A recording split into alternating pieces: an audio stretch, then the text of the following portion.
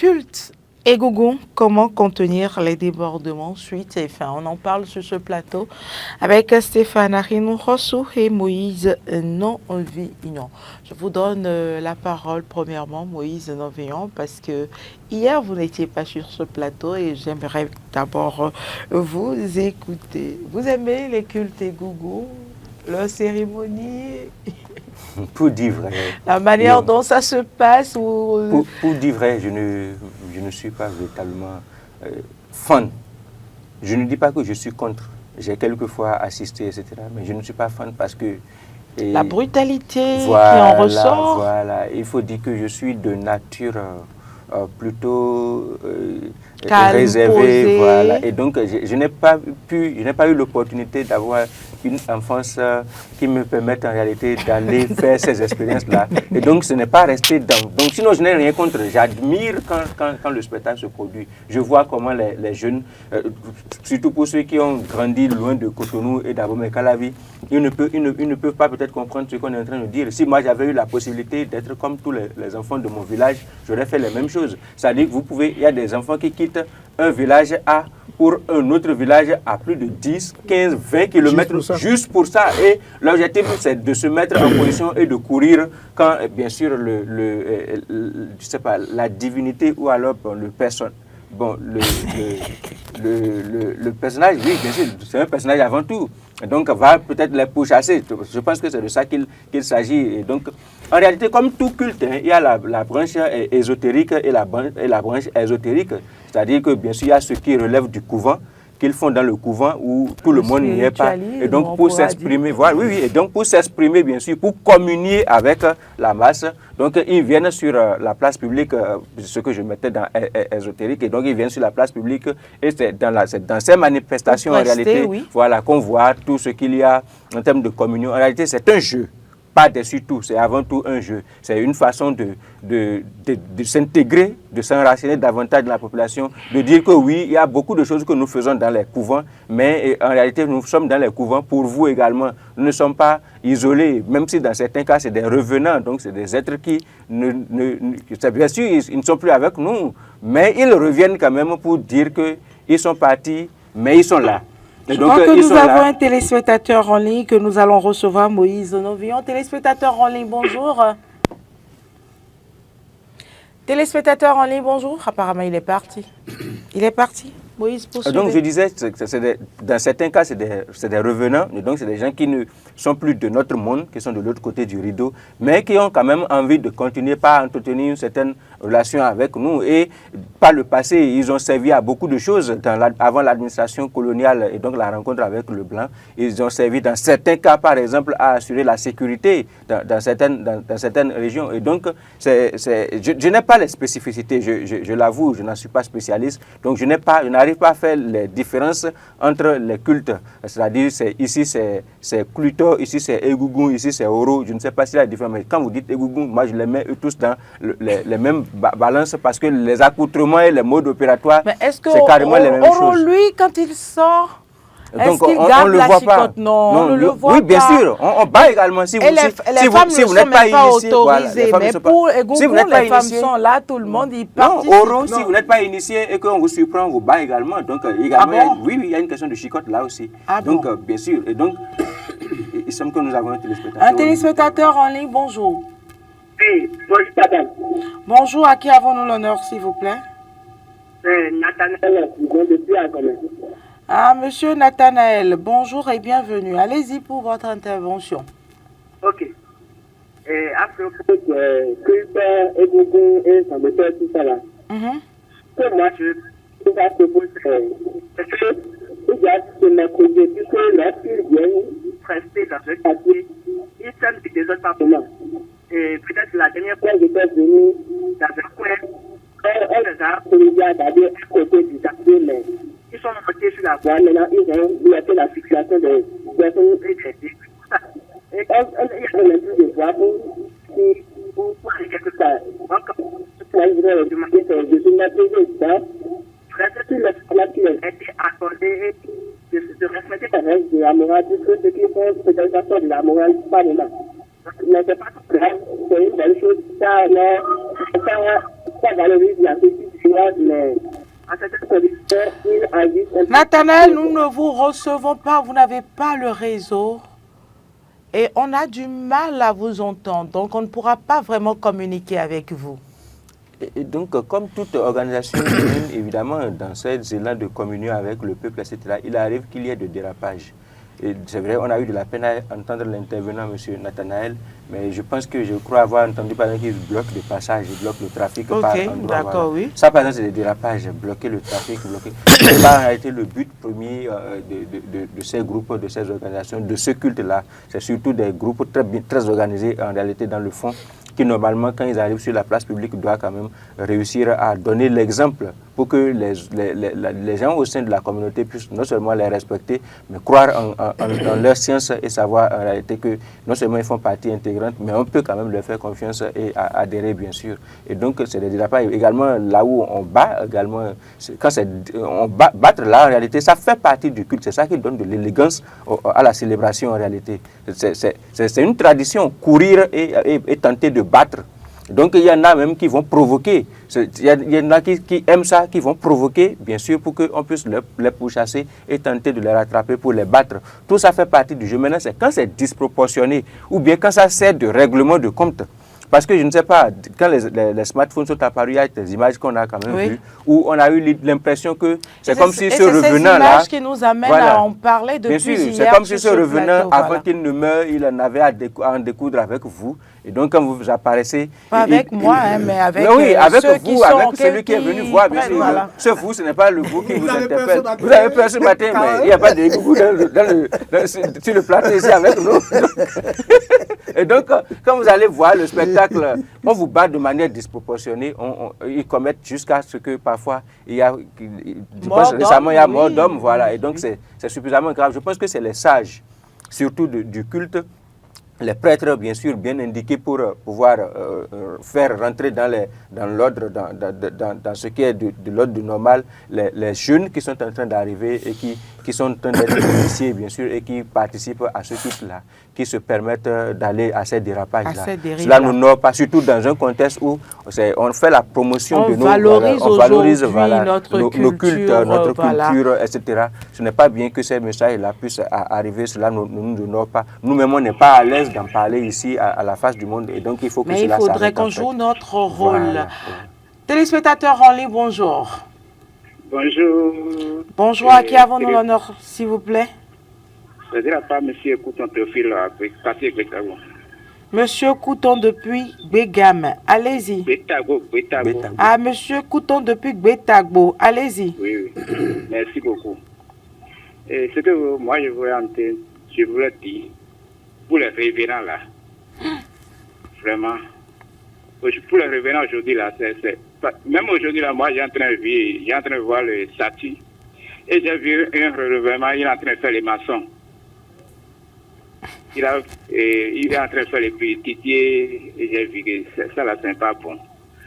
Ce que moi je voulais dire, quand on qui est en train de, celui qui organise les choses là, avant de sortir les revenants là, au moins ça serait un conseil que vous voulez faire avant de sortir. Parce que s'ils sont là, ce qu'ils sont en train de faire, ça ne pas permettre que quand il va organiser les choses, les gens vont, celui qui est responsable va aller pour aller à soi pour voir. Là, qui était allé et qui n'est pas à soi pour regarder la chose. Quand tu es à soi, la chose. Ce qui m'étonne, je ne sais pas, hein, celui qui est revenant, comment il va connaître ce que moi j'ai déjà fait pour lui avant là? Il va encore me reconnaître ça. Et quand il me revoit, il va me taper fatigué. Même si je suis à quelque part là, il va en train de me guetter. Quand il va m'attraper là, c'est le problème. Je vois qu'il va encore organiser la chose. Sinon, merci à vous, Monsieur Couteau. Merci à vous, Monsieur Couteau.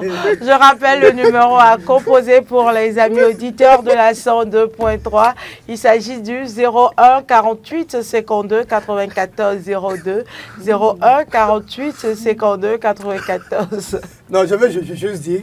02 pour intervenir en direct.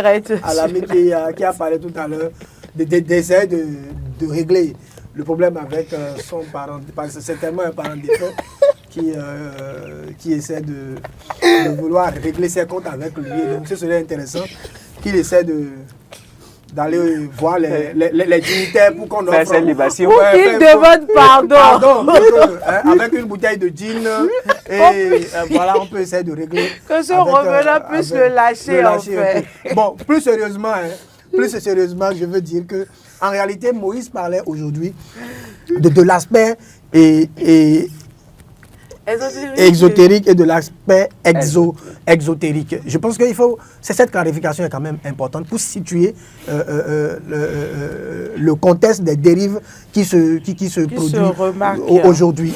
Il y a que sur le plan exotérique, donc qui est le plan, je veux dire, spectacle, artistique et tout, qui attire les gens. Le désordre, c'est que il y a une méconnaissance des règles, de comment ça se passe au niveau de certains qui se disent initiés. Vous permettez un téléspectateur en ligne. Téléspectateur en ligne, bonjour. Oui, bonjour, Madame Carole. Bonjour, Monsieur Soulet. Oui, Monsieur Soulet Zakari. Bienvenue, Monsieur Soulet Zakari. Depuis Paris. Bonjour. Oui. Allez-y pour votre intervention. Oui, comme je l'avais déjà dit hier, donc je reviens encore sur le sujet. Je trouve que les Béninois ont besoin de la joie de vivre et non de la violence. Vous voyez, donc on veut bien les voir, les Égoukoun danser parce qu'ils dansent très bien. On veut bien les voir danser et qu'on puisse leur donner de l'argent que de lever la main sur la population. Imaginez-vous, moi j'appelle ça du terreur. Imaginez-vous un enfant qui a 10 ans, qui n'a jamais vécu ce genre de trucs et qui vient pour la première fois regarder les Égougoum et qui constate qu'un gougou chasse les gens et tape les gens. Parfois, ils ont des couteaux et ils tapent les gens. C'est terrorisant. C'est du terrorisme, ça. Moi, j'appelle ça du terrorisme. Normalement, le gouvernement devait faire quelque chose pour empêcher ce genre de violence et demander uniquement à ces Égougoum de venir juste danser pour qu'on puisse leur donner de l'argent. C'est ce que je voulais apporter à ce débat. Ce matin encore. Merci, Monsieur Soulet Zakari. Donc, je disais que lorsque Égougoum sort, c'est un protocole. Il y a un protocole bien établi qui est connu de tous ceux qui ont l'habitude d'aller voir. C'est un protocole. Quand ça démarre, on sait comment ça démarre. Et c'est généralement à la fin que le Égougoum qui vient pour disperser un peu les gens là, c'est pratiquement la fin. Et ceux qui jouent là, les batteurs là, ceux-là, dès lors que le rythme change, on sait que à Gouandiaoulou, tout le monde a fait. Ceux qui sont habitués le savent déjà. Ah bon? Oui, ils savent que quand ça sonne à Gouandiaoulou, et là, tu t'éclipses en même temps. Parce que c'est ça aussi, et Boïse le relevait, c'est ça aussi le culte Égougoum. Oui, on doit taper. Mais dans frapper là, quand un Égougoum te poursuit jusqu'à, tu lèves la main. Pour ceux qui ont été... Quand tu lèves la main, il te laisse, il ne te tape plus. Parce qu'il sait que tu es au bout de tes forces. Voilà. Mais aujourd'hui, tu lèves la main et c'est en ce moment-là que... Qui te bastonne. Là, c'est même pas te frapper. On te bastonne copieusement. J'ai vu une scène où une maman qui a mis son étalage, qui est en train de vendre bouillie, qui n'est même pas venue au bord de... Qui n'est même pas venue pour le spectacle. Le Égougoum déborde la foule. En fait, il sort de l'ordre de la foule et va taper quelqu'un là-bas. C'est pas normal. Téléspectateurs en ligne, bonjour. Auditeur depuis la commune d'Adjara, précisément Wadon. Monsieur Tozé, bienvenue. Le seul paysan vivant, Big Boss depuis là. Monsieur Tozé, allez-y pour votre intervention. Merci. Mais votre sujet, j'ai entendu depuis hier, mais je sais que vous êtes en train de prévenir les choses. Mieux vaut prévenir que guérir. Voilà. Réellement, Oui. je vous dis ce que nous avons vu ici à Porto-Novo dans le temps. Tous les rebonds qu'on est, tous les Porto-Noviens savent ce qui s'est passé. Heureusement que notre honorable Gadamati, lui est Yoruba, non? C'est lui qui a calmé ces choses-là. Sinon, Porto-Novo allait faire quelque chose de fort et que on aura vraiment, je ne sais même pas comment dire, c'était dur à l'époque. Mais lui, il est passé dans tous les quartiers pour supprimer les notables de ce pays. L'origine, c'est autre chose. Hein. Je ne voulais pas parler dans cette émission. Mais je vous dis que ce qui s'est passé à l'époque, ça a donné de l'insomnie à tous les patriotes ici. Bon, et Gougou, c'est quelque chose de plaisir dans le temps. Nous, lorsqu'on était jeunes, quand ça sort, mais c'est de la joie. Il y a même des gens qui ont fait même école missionnaire à cause de cette affaire de Gougou. Parce que c'était trop bon, et puis beaucoup de gens ont raté leur éducation. Hein. À un moment donné, le Gougou, quand il veut taper quelqu'un, c'est celui qui connaît qui donne ce bâton-là. Et la personne va s'agenouiller devant lui-même. Et puis, comment on appelle, un omelette, quoi, un omelette, parce qu'il le connaît. Le Gougou-là le connaît. Et à un moment aussi, le véhicule a tapé un Gougou et puis il est tombé. On lui dit, amenez-le à balai. Il dit, non, c'est pas affaire de la balai, c'est affaire de l'hôpital. Ouais. Tout ça là, donc moi je sais que c'est une prévention. Donc comme vous avez commencé, je pense que les autorités sont déjà à l'écoute. Hein? Ils doivent quand même prendre une précaution à cette affaire-là. Voilà ce que je voulais dire là. Mais je salue tout le plateau. Merci à vous, monsieur Tozé, pour ce témoignage. Merci. Voilà des témoignages qui viennent corroborer tout ce que nous disions sur ce plateau. Je dois quand même relever un autre élément. Voyez-vous, il y a d'autres qui viennent regarder Gougou parce qu'ils sont en train de chercher d'autres personnes et quand ils viennent sur le lieu du spectacle, ils en profitent pour régler leur compte. Ou bien, eux, ils connaissent le ballet qui a fait sortir Egungun là et ils se disent si telle personne vient, regardez là, régler pour lui, régler pour moi son compte. Vous voyez, c'est pas bon. Maintenant, même quand on prend l'aspect ésotérique, c'est-à-dire culte même, culte même, Egungun, c'est pas ce qu'on dit là, c'est pas ce que les gens sont en train de faire. Même quand tu vois... Ils sont en train de désacraliser la chose. Désacraliser la chose, c'est ce que je voulais dire. C'est ahurissant. On voit Egungun qui... Non, mais quand même, Egungun, chez moi, quand ça sort, c'est quelque chose de respectable. Même quand tu le vois debout là, dans son truc là. Dans son accoutrement. Mais c'est joli à voir. Quand il parle la langue, toi-même, tu es sidéré. Aujourd'hui, on en voit dans Cotonou qui circule, mais tu te dis, mais le Egungun là, le revenant là, c'est quoi? Des fois même 100 personnes derrière. 100 personnes derrière.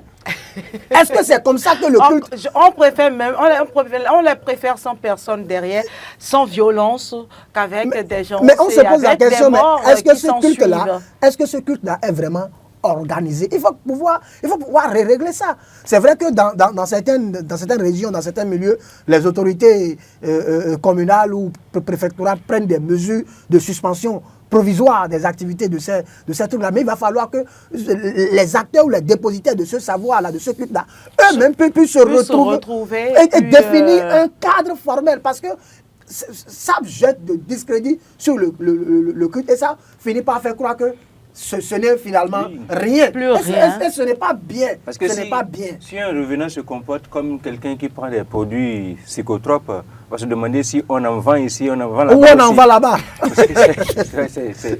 Nous n'allons plus continuer. Merci à vous. Merci Moïse Ovion. Merci Stéphane Arilou Rossou. Merci aux téléspectateurs et amis auditeurs de nous avoir suivis. N'écoutez pas Moïse. C'est sûr qu'ils n'en prennent pas là-bas. Très belle journée à chacun et à tous.